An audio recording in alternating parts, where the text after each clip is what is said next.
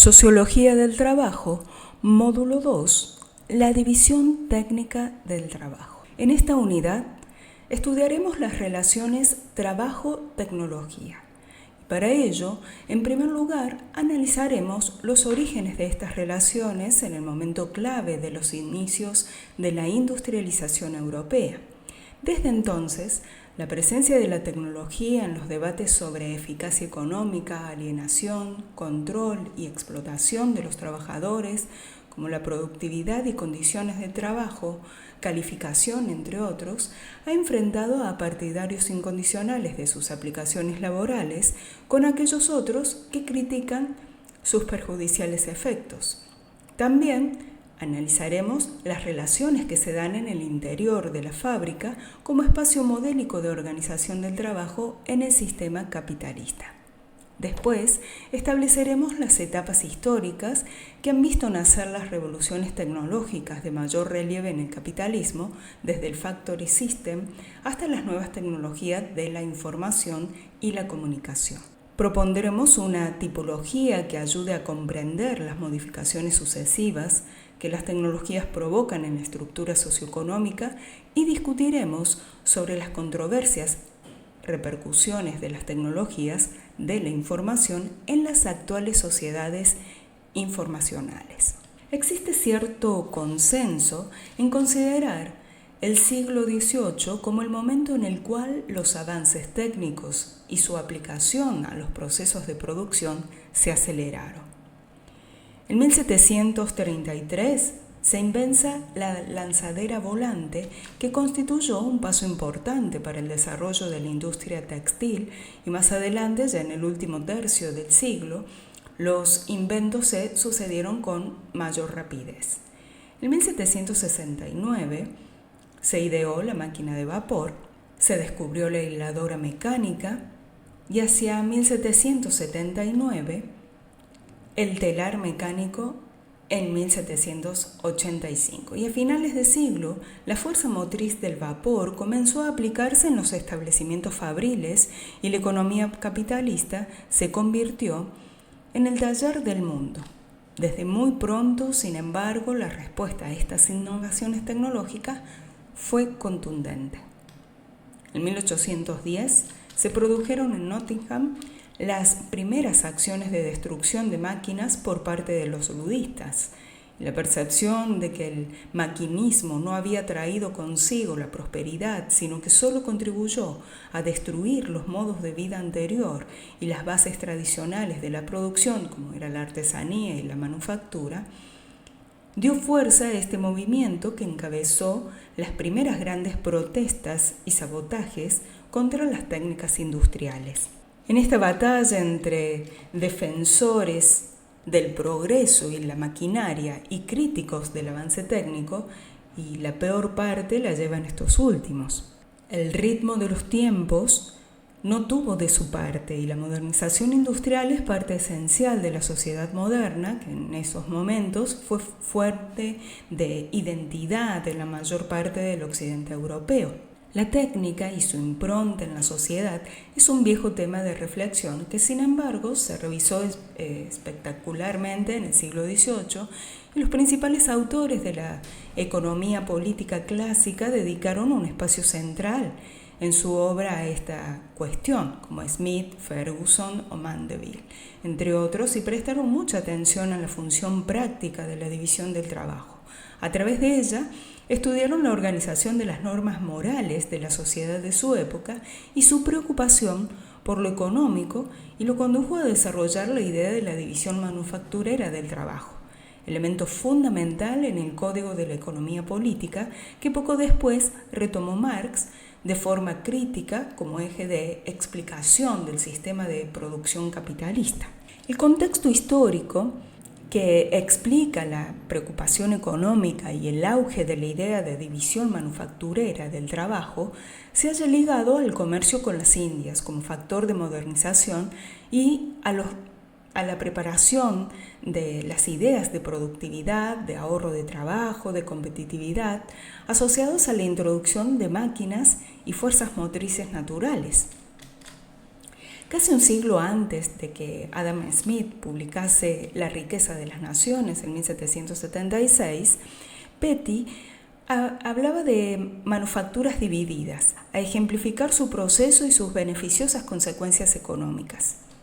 Las divisiones mercantilistas y el puritanismo, junto a la idea de los primeros enciclopedistas acerca de la economía de esfuerzos en el trabajo favorecida por la técnica, son el terreno intelectual en el cual crecen las posteriores visiones de los economistas clásicos. El trabajo y su división se convierten con ello en un objeto científico de estudio de la sociedad industrial.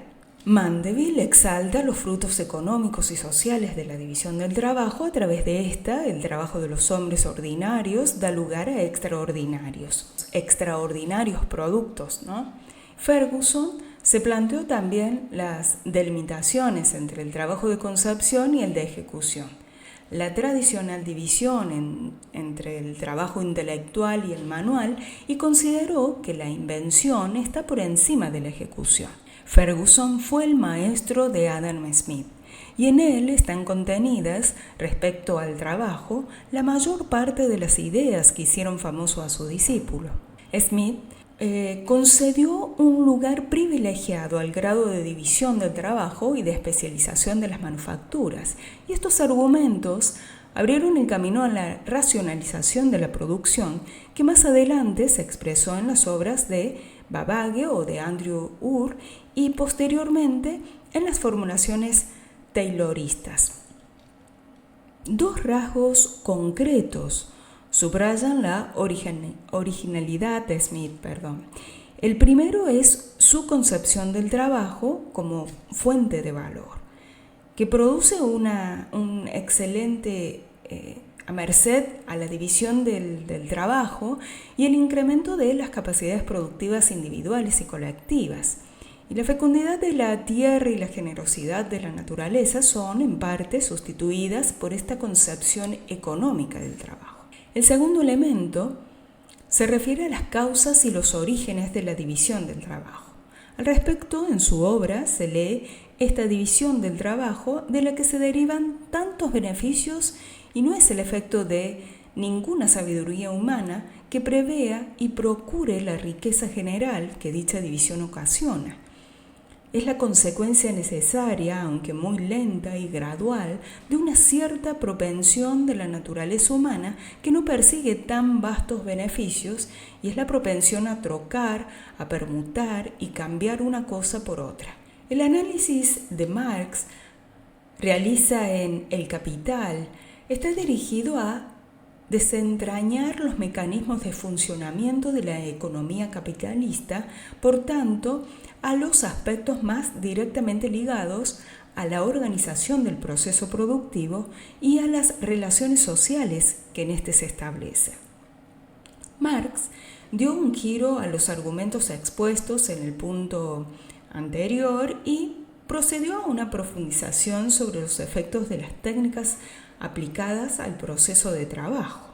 Parte como Smith de la subdivisión de tareas y de la introducción de maquinaria automática especializada, pero se planteó que una vez descompuesta una tarea es posible fabricar un autómata que realice un movimiento dado. Y en ese movimiento, y gracias a la tecnología, se ponen en marcha una serie de efectos mediante los cuales se incrementa el control capitalista sobre la producción y los trabajadores pasan a tener una participación cada vez más superflua en el trabajo.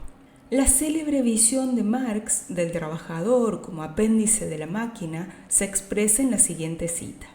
Él decía: en la manufactura y el artesanado, el trabajador se sirve de la herramienta. En la fábrica sirve a la máquina. Allí parte de él el movimiento del medio de trabajo. Aquí es él quien tiene que seguir el movimiento de este.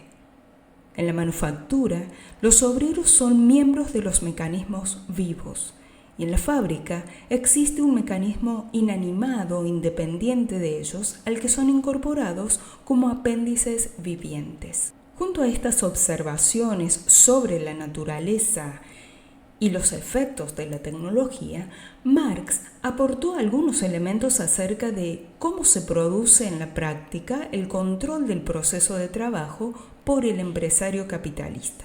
Y partiendo de su teoría de la plusvalía y la relación, es decir, entre trabajo necesario y trabajo excedente, define el proceso de subsunción o subordinación del trabajo al capital, y esto es los modos en que se ha expresado el dominio capitalista sobre la fuerza de trabajo con el objetivo de incrementar la cuota de plusvalor.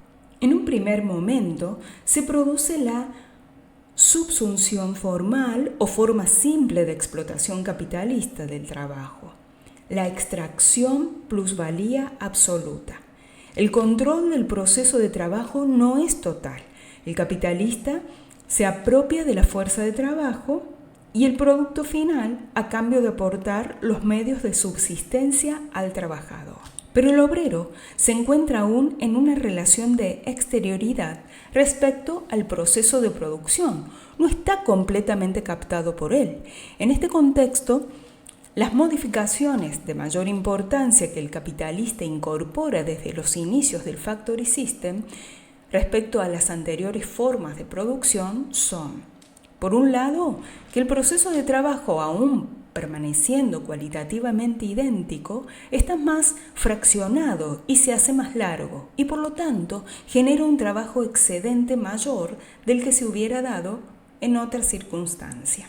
Por otro lado, el productor directo es paulatinamente separado de los medios de producción, enajenándosele el producto que él mismo ha producido. Y por último, el fundamento de la subordinación deriva de la relación de intercambio entre capital y trabajo, es decir, del control exclusivo de las condiciones de trabajo por parte del capitalista. El control de las condiciones de trabajo consiste en la supervisión, vigilancia de la intensidad de trabajo y prolongación de la jornada. El sentido de estos cambios se concreta en una degradación del trabajo. El capitalista revoluciona las condiciones técnicas y sociales del proceso de trabajo, y es en este proceso en el que Marx subraya la importancia del elemento tecnológico. El instrumento de trabajo, al convertirse en máquina, impone a los modos de realización del trabajo una intensidad técnicamente determinada, y los márgenes de autonomía de los trabajadores tienden a desaparecer, y el trabajo excedente extraído adquiere la forma de plusvalía relativa, que se consigue primero a través de un incremento de la intensidad de la jornada de trabajo gobernada por el ritmo de la máquina, y en segundo lugar mediante la reducción del valor de los medios necesarios para la reproducción de la fuerza de trabajo. El elemento clave es, como lo vimos, el cambio tecnológico. Y este acompaña para Marx a la emergencia de un modo de producción específicamente capitalista basado en la condenación de un mayor trabajo excedente por medio del desarrollo acelerado del sistema fundado en la máquina. La forma fábrica, que analizaremos a continuación, constituyó el contexto privilegiado en el que se expresaron las relaciones de explotación y dominación que caracterizan a la producción en el marco del capitalismo. La fábrica se convierte en el lugar donde se expresan determinadas técnicas de producción junto a determinadas técnicas de dominio, y cuya síntesis da lugar a relaciones sociales de producción entre empresarios y trabajadores. Haremos referencia brevemente al proceso histórico que acompañó el surgimiento de la fábrica y a su progresiva evolución mediante las sucesivas fases y revoluciones tecnológicas que la distinguen y que fueron marcando el ritmo de los cambios en la organización del trabajo. Hay mucha distancia entre las primeras manifestaciones del sistema fabril y algunas de las actuales. Aún con el cambio histórico que la fábrica en tanto lugar de organización del trabajo ha mostrado desde el inicio de la revolución industrial, este mantiene una serie de constantes que con el paso del tiempo permanecen intactas o con variaciones muy superficiales. El control sobre los trabajadores, las cadencias y los ritmos en la producción, las aglomeraciones obreras, las articulaciones tecnológicas y que sea una articulación tecnología-trabajo, que son, entre otros, aspectos que no dejan de estar presentes y que invitan a analizar las constantes de su funcionamiento.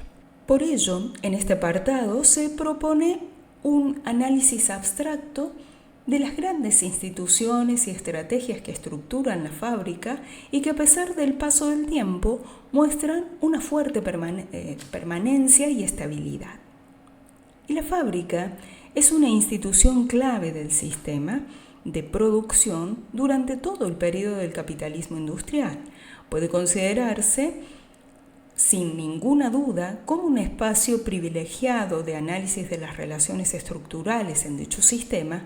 Primeramente, la fábrica es un espacio de relaciones productivas. En la fábrica se materializa la idea de progreso que sirve de coartada a la burguesía industrial para construir un mundo productivo. Allí puede palparse el progreso en términos productivos a través de las nuevas máquinas y de los sistemas de producción de un ilimitado surtido de objetos mercantiles. Hombre y máquinas, coordinados por sistemas de organización del trabajo, constituyen la base de funcionamiento de la fábrica desde los primeros momentos del sistema fabril hasta la actualidad. Igualmente, la fábrica es el espacio en el que se construye el crecimiento económico. En la lógica economicista de la mentalidad burguesa imperante, este ha sido y sigue siendo hoy el principal indicador del poderío de las naciones. El contexto concreto de la fábrica nos muestra un espacio de valoración del capital, pues el dinero invertido consigue allí rentabilizarse. La fábrica es así un laboratorio en el cual se produce la multiplicación del capital gracias a su dinamización por parte del trabajo humano. Y finalmente, la fábrica es el escenario del conflicto social estructural en el capitalismo, el conflicto capital-trabajo. Es, por tanto, un espacio de relaciones sociales en el que se enfrentan los intereses de los trabajadores frente a los de los capitalistas, que presionan a los anteriores para buscar la máxima rentabilidad. La explotación de los trabajadores por parte de los empresarios propietarios del sistema fábrica es la base de las relaciones de enfrentamiento entre el capital y el trabajo. La historia de esta lucha caracteriza a nuestras sociedades industriales desde los momentos inaugurales de las primeras fábricas. La expresión del conflicto ha encontrado diferentes formas a lo largo de la historia, desde los dramáticos enfrentamientos iniciales del movimiento obrero hasta su expresión silenciosa o silenciada de nuestros días, donde parece que el conflicto hubiera misteriosamente desaparecido. Con todo, la valorización del capital es la base de su funcionamiento y es una relación basada en el conflicto de intereses de los actores capital-trabajo. En esta línea de espacio de relaciones sociales, la fábrica ha sido el lugar en el que se han gestado identidades individuales y colectivas, la clase obrera, la solidaridad, la identidad de oficio encuentran en la fábrica un terreno de expresión. La organización fabril del trabajo genera un tipo de ser humano y una forma de interpretar el mundo muy basada en sus relaciones económicas y productivas. Y la historia de las formas de organización del trabajo no muestra cambios y matices en esta idea. Desde las primeras manifestaciones del despotismo fabril hasta las sutiles formas de control de las fábricas actuales, y la organización productiva del trabajo nunca es solamente productiva, sino que siempre es también social, pues genera modos de vida y cuestiones sociales de importancia crucial. Entre otras, podemos encontrar el equilibrio entre trabajo-ocio, el lugar del consumo de sociedades hiperproductivas, la expresión de la protesta, la identidad como trabajador, los derechos laborales y sociales, etc. En resumen, más allá de la visión simplista que nos mostraría la fábrica como un mero espacio productivo para elaborar objetos, en sus muros encontramos una compleja red de relaciones productivas. Coordinación del trabajo humano y la maquinaria, económicas, valorización del capital y sociales, relaciones entre trabajadores y empresarios, que las convierten en un espacio esencial en el análisis del sistema capitalista. La fábrica ha sido vista por una tradición amplia de autores influidos por las ideas marxistas o por la visión de los dispositivos disciplinarios, como un campo en el que se desplegaban un conjunto de tecnologías de producción que, unidas a unas determinadas tecnologías de dominio, consolidaban el control del proceso de trabajo en manos del capitalista y concedían a éste el poder de regular a otros sujetos con la finalidad de alcanzar un objetivo concreto. Los análisis de estas visiones del control se han centrado en cómo en la fábrica se estructuraban algunas instituciones que servían como fundamento y también como legitimación del poder. Contando con este soporte de la legitimación, se obtiene la capacidad efectiva de ejercer en la práctica el control sobre el diseño organizativo, sobre las inversiones y la asignación de recursos, sobre el aparato productivo y la mano de obra, y se distinguen dos instituciones básicas que fundamentan el control del proceso productivo: la propiedad privada de los medios de producción y el contrato de trabajo. La primera, entendida en términos históricos, ha de contemplarse como la mediación institucional de la que los hombres se dotan para gestionar su apropiación de la naturaleza y del producto en orden a facilitar la producción y la reproducción del valor en estos términos. La propiedad de los medios de producción permite en la práctica el ejercicio de la función directiva. El contrato de trabajo completa el ejercicio de esta última función. Y a través de esta institución, típicamente burguesa y de matriz liberal, los trabajadores, entendidos como agentes libres de intercambio, venden su propiedad, la fuerza o capacidad de trabajo, al empresario, que la transforma de mera potencialidad laboral en eficaz y concreta actividad productiva. Un interesante texto de Jacques Le Goff, Du silence à la parole, de 1989, reconstruye el origen y el significado del contrato de trabajo en la Francia de finales del siglo XIX, y las discusiones de ello trae consigo: ¿es libre el trabajador en el acto de venta de su fuerza de trabajo o tal vez existen coacciones que le obligan a hacerlo? La ideología jurídica liberal enmascara el sometimiento de la relación de trabajo, presentándola rodeada de un halo de libertad personal, y hurta la dimensión colectiva de dicho proceso, mostrando únicamente su lado individual. El intercambio empleador-empleado. Aparte de estos dos fundamentos mencionados brevemente, pueden añadirse algunas estrategias mediante las cuales se controla el proceso de transformación de la fuerza de trabajo en trabajo concreto. Y estas estrategias de subordinación están destinadas a vencer cualquier tipo de resistencias o impedimentos que puedan obstaculizar la valoración del capital. Y podemos clasificarlas en 4 tipos. La tecnología, que gracias a ella y como se puede deducir de lo dicho hasta ahora, el capitalista limita su dependencia respecto al trabajador, pues éste puede ser sustituido por el uso de máquinas. Y en este sentido, la tecnología no solo sirve para rentabilizar la producción, también permite un ahorro de mano de obra y un mayor manejo de los trabajadores, que ven cómo en el desarrollo técnico pueden poner en peligro sus puestos de trabajo, y reduce su capacidad reivindicativa. Es muy difícil competir con la eficacia, la perfección y la infalibilidad de la maquinaria. La tecnología es implacable. A través de ella se fijan los ritmos de trabajo y se moldean las cualificaciones. En segundo lugar, el diseño organizacional. Al igual que en el caso anterior, se consigue el control y esta vez mediante la estructura organizativa, la distribución y la coordinación de las tareas.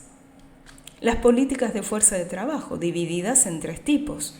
Las primeras, y empleadas en forma muy calculada, son las políticas salariales, los incentivos, primas, los sistemas de destajo, las horas extras que pueden procurar una mayor sujeción de los trabajadores a la empresa. Las segundas son las políticas de personal, dirigidas a acrecentar la motivación y satisfacción de los obreros mediante la habilitación de formas de promoción y de participación. Y estas operaciones tratan de impedir la aparición de formas de conflicto, aunque si éste aparece, las mismas políticas tienen el objetivo de contrarrestarlo, estableciendo reglamentos internos disciplinarios. Y en tercer y último tipo son las políticas de empleo, que su objetivo es controlar las formas de contratación con las mismas intenciones que en los casos anteriores, moldear el uso de la fuerza de trabajo y controlar el comportamiento de la mano de obra. Los trabajadores con empleo inestable pueden ser una fuente potencial menor de conflicto que aquellos cuyas garantías hacia el despido sean mayores. Y otra de las clasificaciones de estas estrategias de subordinación es el sistema normativo. Y en este caso nos movemos en un terreno menos preciso, ya que superamos las fronteras concretas de la fábrica. Por sistema normativo podemos entender el conjunto de leyes y valores que condicionan el comportamiento y las actitudes de los trabajadores, y se trata de una serie de garantías que provienen de la organización social y política destinadas a favorecer la producción. Estas garantías son, por una parte, jurídicas, el derecho del trabajo, y por otra, sociales, los procesos de socialización. Tanto unas como otras pretenden regular el comportamiento productivo. La siguiente cita expresa el importante papel de estos últimos procesos, diciendo: la socialización es el otro supuesto sobre el que se asienta la acción del capitalista en la producción. Él da por sentado que la familia, la escuela, la religión, los medios de comunicación, etc., aparte de segmentarlo, han facilitado al individuo trabajador internalizar valores que, con el esfuerzo de medidas dirigidas a su mejor adecuación productiva, le permitirán actuar siempre en consonancia con las demandas del proceso de valoración. La actual lógica vertiginosa del descubrimiento científico y de las aplicaciones tecnológicas han ido agigantando el espacio que ocupa la tecnología a la hora de explicar las dinámicas socioeconómicas. Hay que recordar que la tecnología es un factor que se integra en un sistema más complejo, que podemos llamar modo de producción o modelo de desarrollo, compuesto por otros factores y otros procesos con los cuales la propia tecnología se interrelaciona, influye y es influida por otros. La forma de organización del trabajo, la división del trabajo entre las empresas, el funcionamiento del mercado de trabajo, como la dinámica de las relaciones laborales y el papel del Estado y su regulación económica, son algunos de estos factores y todos de importancia fundamental para el análisis de un modelo de desarrollo. Este esquema que proponemos a continuación, que ustedes ven en la imagen, pretende presentar la evolución histórica del modelo de desarrollo capitalista desde los momentos iniciales de la industrialización hasta su situación actual.